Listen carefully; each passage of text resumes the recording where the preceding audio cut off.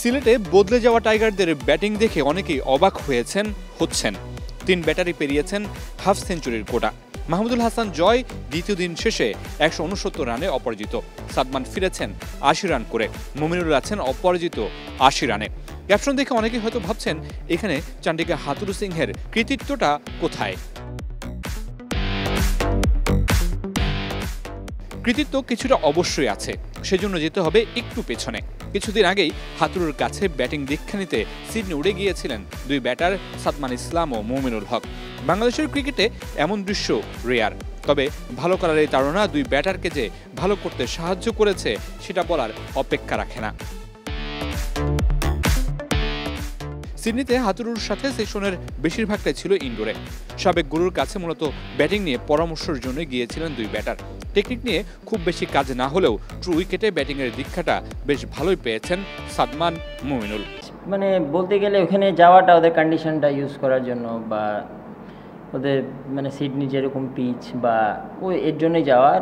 ওইখানে আপনার ও ছাড়া ওইখানে যাওয়ার ফ্যাসিলিটিস বা ওয়েটা ছিল না, যার কারণে ওর মানে হাতুরার কাছে যাওয়া হয়েছে। তো ওইখানে গিয়ে ওরকম কোনো মানে যে টেকনিক্যালি কাজ করছি ওরকম কিছু না, জাস্ট ওর সাথে কথা বলছি বা কীরকম মানে কীভাবে ব্যাটিং করা যায়, কীভাবে রান বড় করা যায়, কীভাবে একটু খেলা চেঞ্জ করা যায়, এগুলোই, আর কিছু ওরকম মানে কাজ করা হয়নি।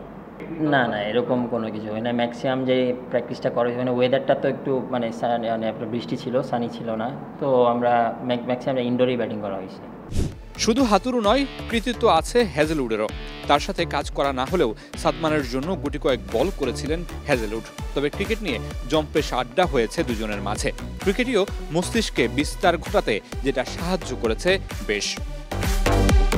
লম্বা সময় ধরে রানে আছেন সাদমান, তবে আক্ষেপ পাচ্ছেন না সেঞ্চুরির দেখা। 70 কিংবা 80 রানে গিয়ে আটকে যাচ্ছেন বারবার। সুযোগ পেলে সামনে সেঞ্চুরির আক্ষেপ মেটাতে চান এই ওপেনার। না, তা তো অবশ্যই, সেঞ্চুরি না হলে তো একটা আফসোস থাকে। তো আলহামদুলিল্লাহ মানে যতটুকু আল্লাহ দিচ্ছেন, তো ওটা নিয়ে একদম চেষ্টা করব যে নেক্সট যদি হয় বড় এরকম জায়গায় সেট হতে পারে তো চেষ্টা করব বড় করার। অপর প্রান্তে থাকা মাহমুদুল জয়ের ব্যাটিংটাও বেশ উপভোগ করেছেন সাদমান। প্রত্যাশা করেন জয় ডাবল 100 করে মাঠ ছাড়বেন। না, তা তো অবশ্যই, আলহামদুলিল্লাহ জয় অনেক সুন্দর ব্যাটিং করছে, এখনও জয় আছে। তো আশা করি বা দোয়া করি জয় যাতে আরও বড় বা ভালো একটা স্কোর আমাদের দিতে পারে। ইনশাল্লাহ আশা করি অবশ্যই পারবে। তো আমাদের তো উচিত যে জয় যেভাবে ব্যাটিং করতেছে অবশ্যই আরও বড় করা উচিত। তো আলহামদুলিল্লাহ খুব ভালো পথে আছি আমরা, জয়ও ভালোভাবে ব্যাটিং করতেছি, ইনশাল্লাহ পারবে। টেস্ট ক্রিকেটে টাইগার ব্যাটাররা রাজত্ব করুক, দেশে কিংবা দেশের বাইরে হাতুরু কিংবা হ্যাজেলউড শেখার জন্য সুদূর চীনে হলেও যাক। উন্নতি হোক দেশের ক্রিকেটের। Mamunur Rashid, star news, Sylhet.